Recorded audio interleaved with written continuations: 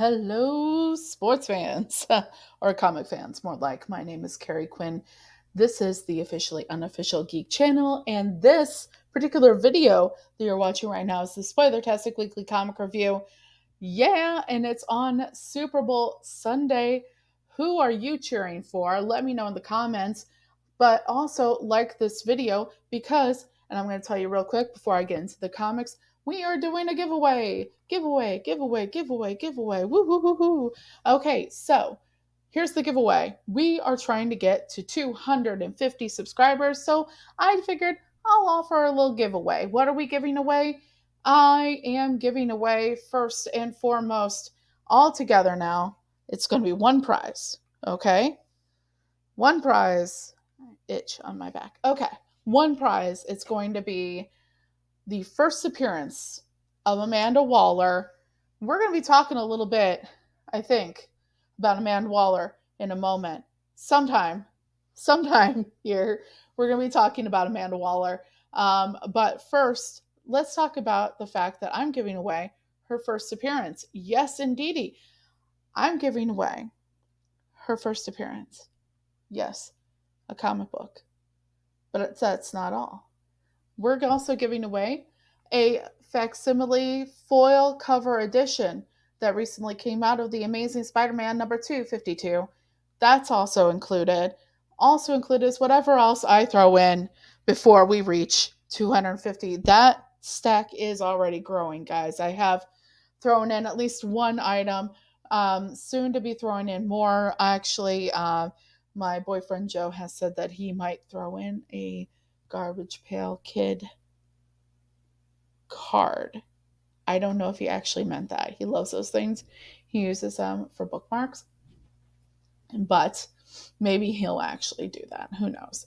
I can't promise that, but I have already started adding to things, and by the time we reach 250, I'll have added more. Now, how do you win this prize? How do you enter to win this amazing prize as soon as I hit 250 subscribers? Well, I'll tell you. You can subscribe if you have not subscribed already, which you should be, because it doesn't hurt nothing. Like, seriously, just subscribe. We need you to subscribe to, get to the point where we can, do the giveaway, right? So subscribe to the channel first off if you haven't already, then like and comment under this video. And I've already given you a way to comment is who are you cheering for today if you're watching the Super Bowl? Or are you watching the Super Bowl? Or / have you watched the Super Bowl if you happen to be watching this tomorrow or the next day or whatever? Also, so subscribe if you haven't already, like, comment. That gets you an entry. Now, there are other ways to get entries, guys. So here's the thing. What we need to do is we need to get out there and get the word out about the channel. So if you want to enter a different way, you can do this. What you do is you copy and paste that link for this video into your social medias. Tag me in your post sharing this video or any of the other videos that I talk about the giveaway on. Just as long as we're getting it out there, that gets you another entry into the contest, into the giveaway to possibly win the first appearance of Amanda Waller. Guys, this is going down. If you are not following the events of the DC universe right now, it is going down involving Amanda Waller, or it will be going down involving Amanda Waller. So why not? Why not grab the first appearance of Amanda Waller, or at least enter a contest to possibly grab the first appearance of Amanda Waller and then whatever else I'm throwing in there? Might as well, right? Doesn't hurt. Doesn't hurt you at all. I paid for it. I paid for it already. Sitting here, waiting for us to hit 250 subscribers. All you got to do is subscribe. And every once in a while, if the mood strikes me, I might give you guys an extra way here or there to get extra entries. Every time you like and comment on a video if you're subscribed. Every time you share my content and tag me on social media, you get another entry. This isn't just a one and done type of scenario. Every time you enter, you get an entry. Okay? It's easy as that. Anyways, don't have a lot of comics to talk about, so I'm not going to keep you guys very long. So let's go ahead and let's get into it. As always, this is as spoiler free as possible, but we put that spoilertastic warning there right in the name of the video, just so you know that sometimes spoilers, they do happen. They happen, and you know, I try to keep it as light as possible, but that's how it is. Also, we talk about these books in no particular order, except for when we get to the top 3 books, which I will let you know when we have reached my top 3 favorite books of the week. And I'll tell you why. Tell you why I like them. So let's get into this. Very light week for me this week. Only got 6 books, I think, to talk about. One of the books I wanted did not come in. I'm hoping it comes in soon. It was the Valiant Alien Books Valentine's Day special, and I got that because I really wanted the the Faith story. So hopefully I get that soon. Anyways, let's get on with this. One of the books that we're going to talk about first is I imagine there's probably going to be people out there surprised this didn't end up in my top 3. I have very specific reasons why it did not end up in my top 3. At least one specific reason why it did not end up in my top 3. So I will tell you about that. And that is Batman number 142, Joker, year 1, part 1. Now the Batman is going weekly this month, if I'm understanding correctly, to just hammer out this Joker year 1 experience, you know, like that. And I do appreciate that, because what I think it is this is just a prelude to something more interesting in regards to failsafe. So if you recall, the last time we saw Batman, he was stuck in a prison with the Joker, and Failsafe was out running about doing his thing. Um, and it's not even really Failsafe anymore. It's Zur-En-Arrh using the mechanical body of Failsafe. So this is interesting, and it's a really interesting approach to the storyline of Batman that has kept me going. Okay. The fact of the matter is that the Joker is such a complex character in that you never know exactly what you're getting with the Joker. That's the Joker. I mean, he's chaotic, right? The thing is it goes even further than that. If you're not familiar, there have been different versions of the Joker for different various reasons, different versions of the Joker. And you don't necessarily know what you're getting when you're getting the Joker.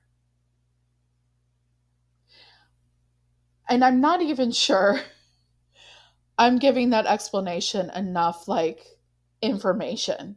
But it is, if you think that doesn't sound complicated enough, then add another layer because it exists and it is complicated. So just bear with me here, okay? There are other storylines and other factors involved that make it so that when you're getting a Joker origin story, you're not necessarily sure if it's the same Joker. But anyways, that's pretty much what we got here. We've got a Joker origin story, plus kind of mixed in with the idea of some stuff happening in the distant future involving the Joker and Batman.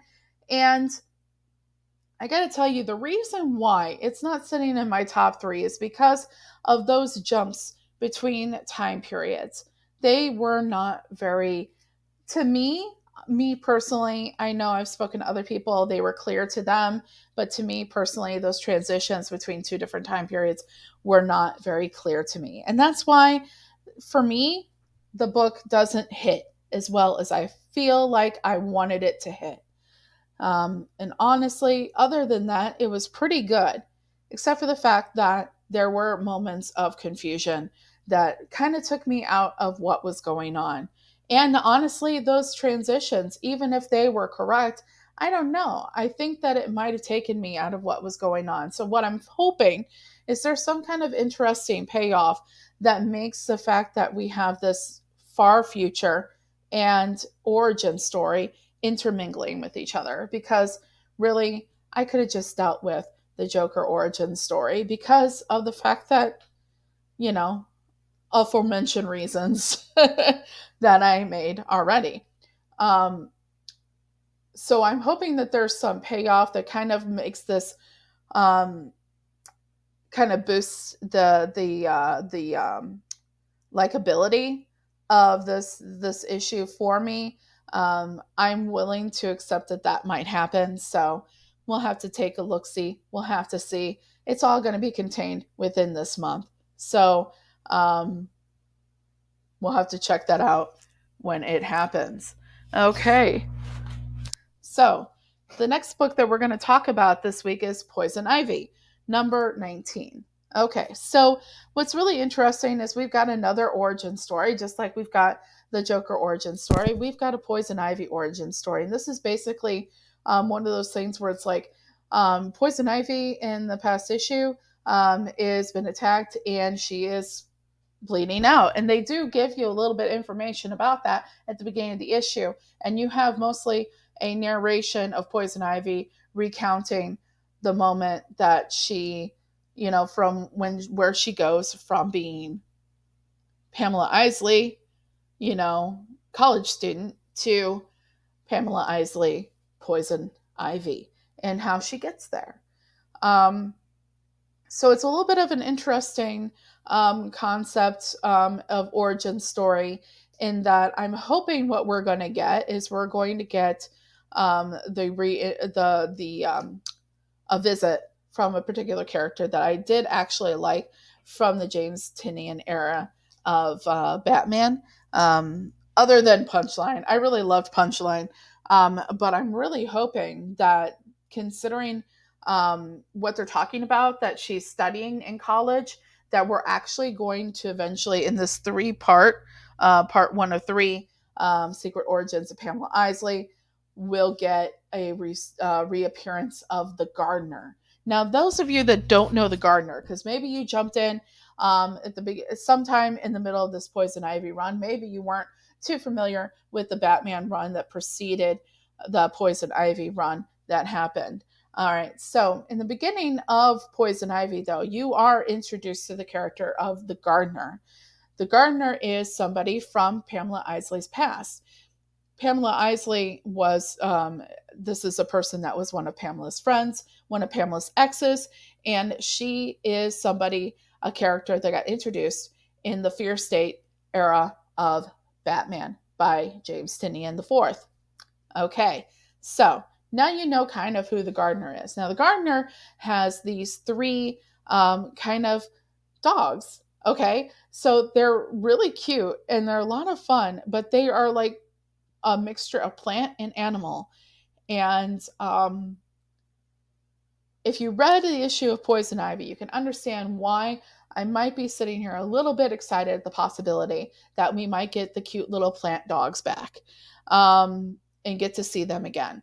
Because Pamela's really in a bad way. In the actual time period that this is launching from, in the here and now concept of Poison Ivy, she is in a bad way. Like, it's not going well for Pamela Isley at all. Okay.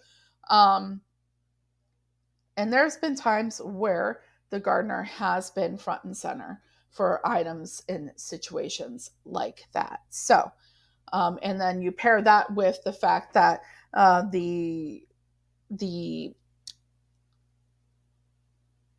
experiments that she's doing, the studies that she's doing in college at this time, um, kind of ties in to the gardener and her doggies. I wouldn't be at all surprised if at some point we are going to see the gardener again. Um, And I would like that very much. I hope so. I hope so. I kind of like the character. She's a snazzy dresser. She's got the cool dogs. You know, it's a strong, intelligent black woman character, like black woman LGBTQ character. Okay. And a snazzy dresser. I'm just going to say it. She's a snazzy dresser. The gardener was an awesome dresser. She had some style, y'all. Okay. I liked the gardener. Okay. I'm just going to say that right now. I'm not going to get off on too much of a tangent about it. I liked the character of the gardener. I hope we see her again. And I hope this is a catalyst to see her again. Please, thank you. Whatever. Anyway, let's move on. Third book we want to talk about today is the very wonderful, almost made it into the top 3, Thundercats from Dynamite #1. Very nice. Very nice. I like the intro of this to the comic book. And honestly, this is really one of these things where it's going to be a retelling of the storyline of Thundercats. You can tell already. So if you are a fan of the original series, like I was, you can jump in, and it's gonna look somewhat familiar, but it's also gonna look a little bit different. Okay, there's certain things and certain ideas and feelings I'm getting from what happens in this book, and particularly involving the former um, leader of the Thundercats, and his son Lion-O, and the circumstances that they are in at the beginning of the story. There's in particular interesting things involving the sword, and I'm very interested, and I have my own specific theories involving that sword and where the heck Snarf is. Okay, Snarf is on the cover. I need to see Snarf, and I am really hoping my theory involving Snarf is correct. And I'm going to keep that to myself for now. It involves Snarf. What I will tell you all is my theory involving where Snarf is. It is related to the sword. Okay? All right. So remember this. My theory on where Snarf is it's related to the sword and what happens to the sword in this first issue. We'll have to wait and see if I'm correct. Other than that, I really enjoyed this, and I want to talk to you guys about quality of books for a moment, because I'm going to tell you something. This thing has some quality to it. Look at that. Like, this is amazing. This is amazing. You've got this wonderful, wonderful cardstock cover. And this is a cover A, y'all. We didn't pay extra for this puppy. This is a cover A. Okay? Cover A. And how much did we pay for this puppy? $4.99. Heavy cardstock cover, good quality paper in this Dynamite. Yes, sir. Very nice. Very nice. And you know what? If a comic is going to have a good quality paper, a good cardstock cover, not just an okay cardstock cover, but a good, clear, concise printing with good paper and a hard cardstock cover, you can charge $4.99 for something like this. Okay, it's this I don't mind paying $4.99 for, y'all. This was lovely. Yeah, good job for the House of Barucci here, Dynamite. Next thing we're going to talk about. Oh, guys, we're at the top 3. We're at the top 3. So this is my top 3 books. If you're new to the channel, I've done all kinds of different ways to review these books. I've given a pick of the week. I've done all kinds of different things. And I really just came to the point over time where I had a hard time choosing what exactly was my favorite book of the entire week. So in no particular order, these are my top 3. I'm just going to kind of move these around on how I speak about them, maybe, and we're going to get into it right now. We're going to get into the end of the first arc of the new Birds of Prey, #6. Um, you know what I realized is I haven't said any of the freaking creators on any of these books. So let me rewind for a minute because that is definitely not my style. Okay. I'm getting excited. I'm getting excited. And yeah. So on Thundercats #1 by Dynamite, Declan Shelby, and Drew Moss. Thank you very much. Wonderful work. On Poison Ivy #19, we have Wilson, Takara, and Peranto. On Batman #142, we have Zdarsky, Kamikole, Sorrentino, Nezzi, Sanchez, and Stewart. Sorry about that, guys. I meant to do that and I got too excited. You know what it is, what I'm thinking of? My boyfriend is going to make his special cheesy chili dip, and I have to get through this. He's not going to start making it until I'm done recording my video. Okay? So you have to forgive me. Okay? I am very motivated by dip, bread, chips, okay? Either one. And then something to dip them in. Very highly motivated by those things. So, sorry about that. Let's move on and let's do better with the next one. Okay, top 3 again. Birds of Prey, #6, the end of this arc, this first arc of the new Birds of Prey series by Kelly Thompson, Romero, and coloring by Jordi Belair. It's got this really cool, Jordi Belair has done this really cool retro look to the comic. I love it. At first, I didn't quite get it. It didn't quite connect for me. And now that it has, I actually really love it. And I hope Jordi Belair is still on the next arc of the book doing this same kind of color concept. Kelly Thompson and Romero obviously bringing it like usual. We've got the ending of this arc, like I said. So we have the ladies coming together with the help of Wonder Woman to defeat, not even necessarily defeat, but make kind of a pact deal with Megara. Megara is now inhabiting and kind of working with the actual waking personality of Sin, who is Black Canary's sister. Okay, that's kind of how we end this. Okay, sorry, spoiler, but that's kind of how this works out. But the thing is you kind of realize that they were probably going to go that route anyways throughout reading this. What you didn't realize is the ending of this book and why Barbara Gordon wasn't with them. And we get an answer to that in here. And I'm not going to give it away, guys, but I'm going to tell you one thing. Definitely has to do with what Amanda Waller is doing throughout the rest of the DCU.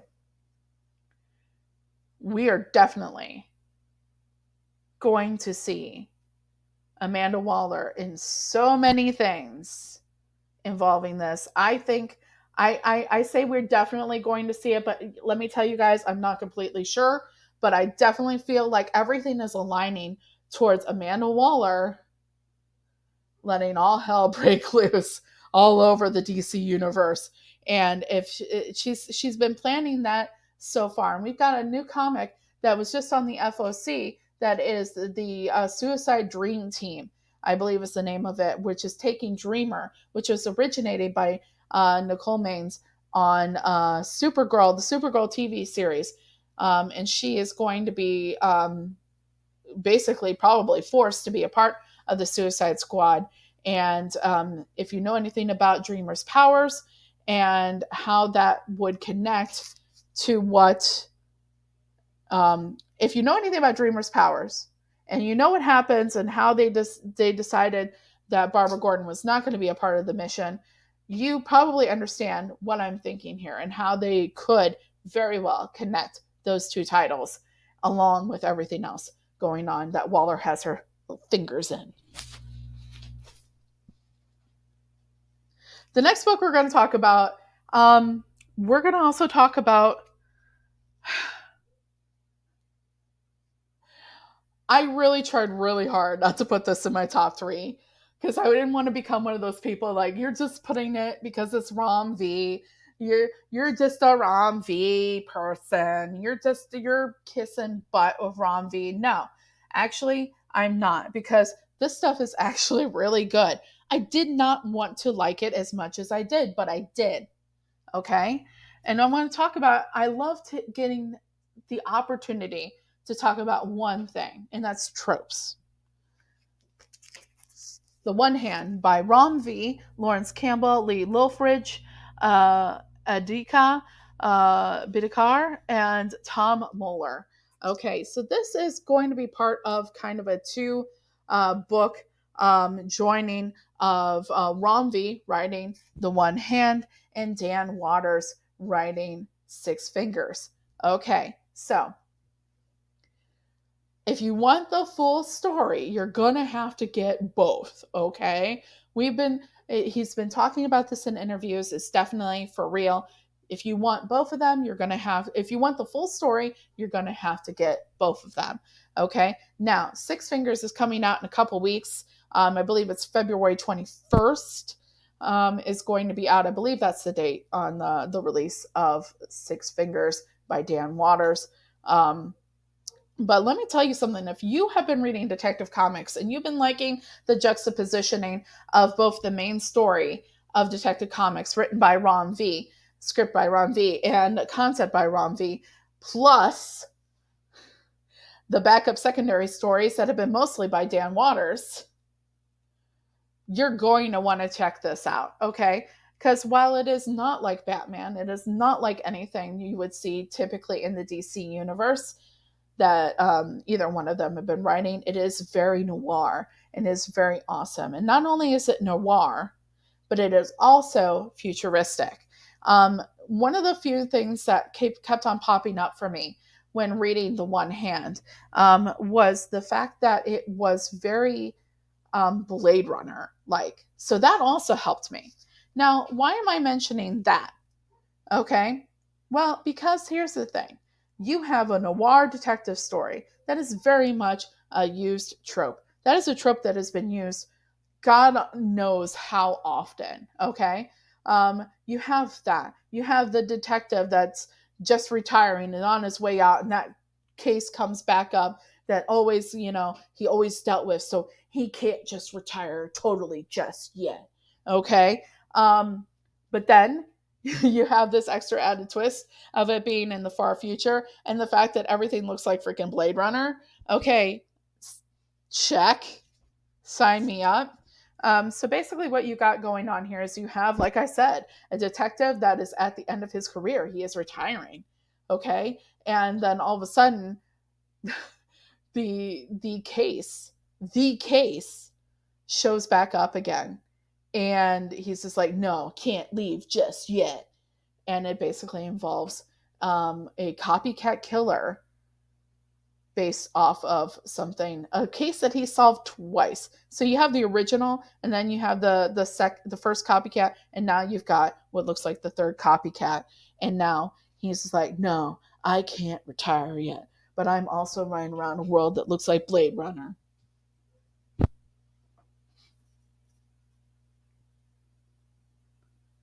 This is what I've mentioned before involving tropes. Tropes are tropes because tropes sell.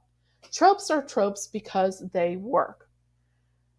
The point of a trope is to get you part of the way there, to get you the basis of what you're going to be building, the world you're going to be building, the story you're going to be building. However, tropes are only just tropes until you add your twist, which Romvi has done with this book so far, and will also be continuing with Dan Waters, I'm sure, in Six Fingers. This is lovely. This is wonderful, wonderfully done by this team. This is produced by Image Comics, and this is another one where this is a thick boy. Okay, this is a big boy. There's some thickness here on this. I want to talk about quality because you know what? This is a thick boy.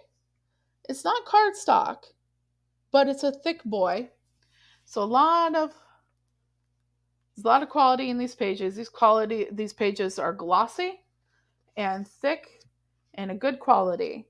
And yes, it is not cardstock, but however, this is a thick boy. Look at that. And I'm assuming Six Fingers is going to be no different. You want to know what this costs, everyone? You want to know what this costs, everyone? Image Comics? This Image Comics book? This costs everyone $3.99, I believe. Let me double check to be sure. Yeah, $3.99 right there on the cover. $3.99 for this thick boy with this good quality paper. I'm looking at everyone. Support that. Now, guys, I got one more book to talk to you about, and then I'll be done. And then we can go and we can get our freaking dip made. I haven't had this dip in a while, and I need this dip, and I need the chips. I need the chips, and I need the dip. So let's get into this last book we're going to talk about. This surprised me. I had gotten it, and I was like, you know what? I want to check this out. It's a classic writer coming back. I believe technically was retired, coming back out of retirement recently. Not with this book, but before.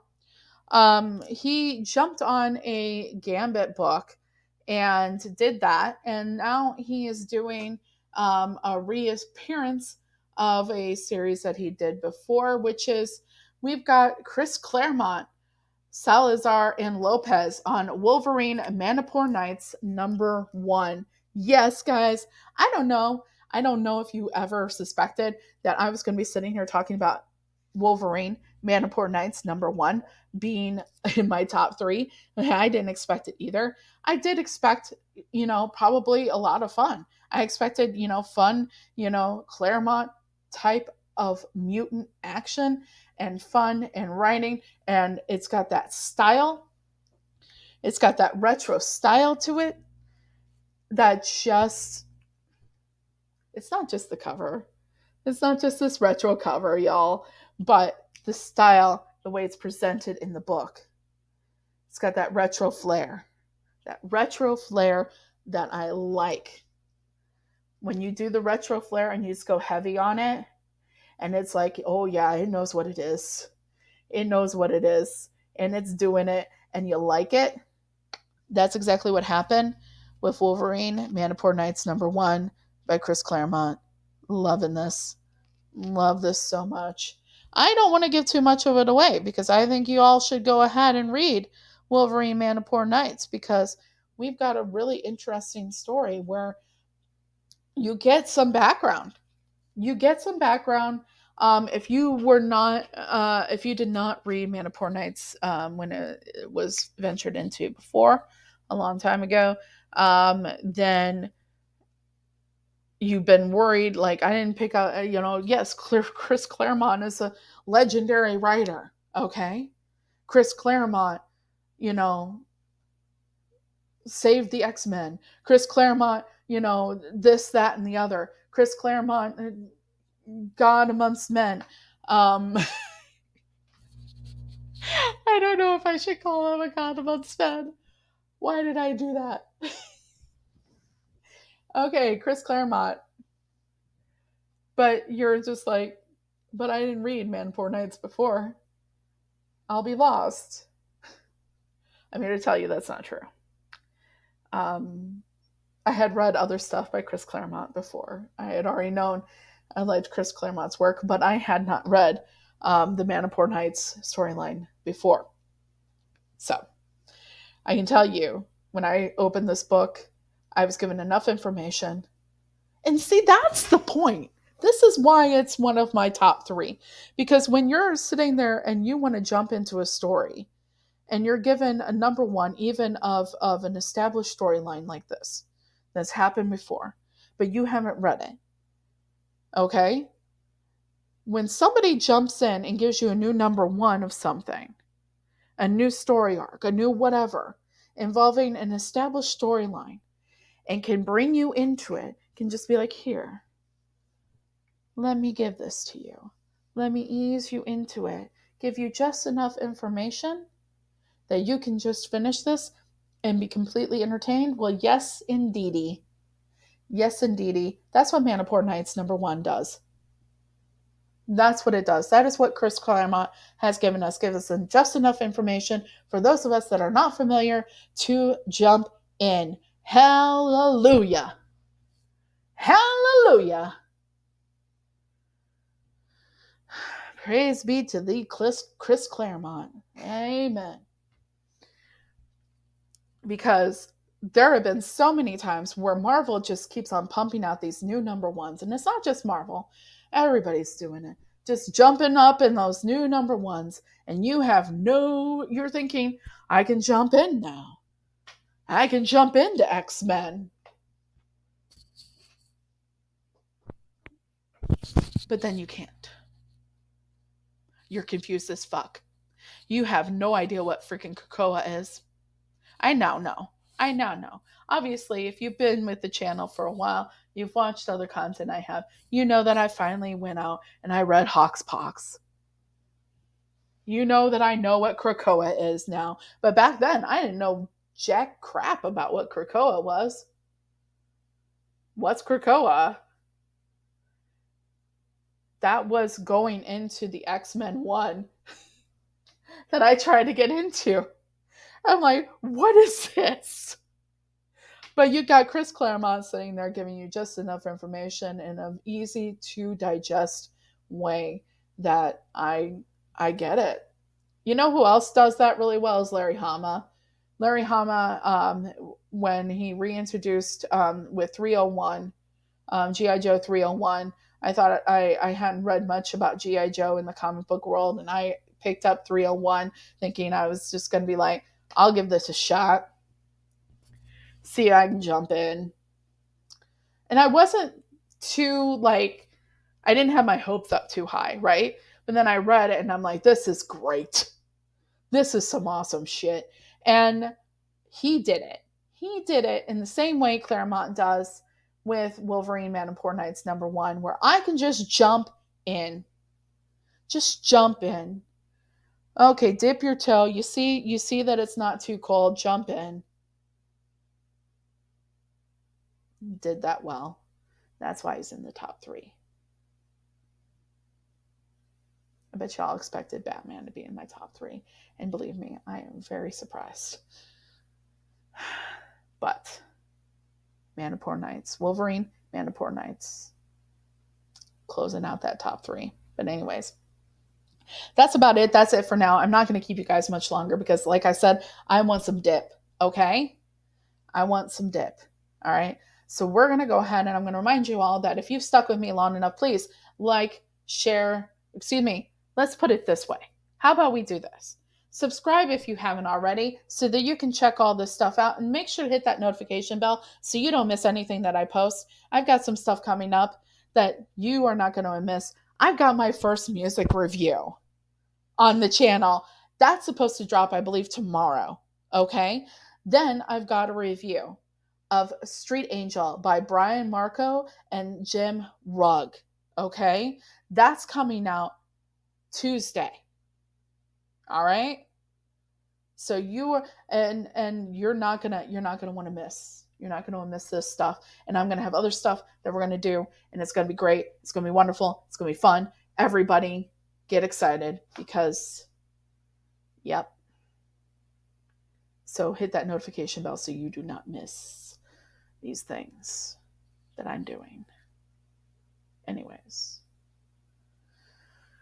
So once you're done hitting that notification bell after you subscribed, then you like and you comment on this video. Let me know what you thought of this week's comics. Let me know if you feel the same way about Chris Claremont as I do.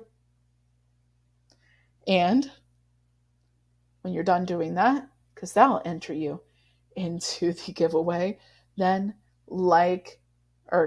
then share the content and tag me so I can keep track of who's sharing my content. Who's sharing my content? Let me know. Because that is going to be the way that we get to 250, and then I can give away this freaking Amanda Waller book that's sitting behind me because that's gonna heat up soon.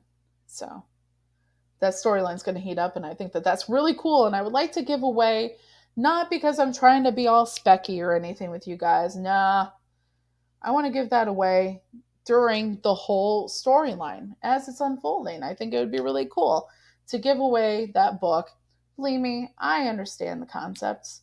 I understand the concept of why people get into spec and why people don't. And I understand all that stuff. I just think with everything going on, it might be nice to give away the first appearance of Amanda Waller. So I'm doing it. And until next time, keep your eyes and ears open. If you see something, say something. And remember, the complacent never make a difference. So this year, 2024, get out there and make a difference. And keep on reading, keep on doing the things, keep on keeping on. Until next time, this has been the Spoilertastic Weekly Comic Review. I'll be seeing ya. Bye.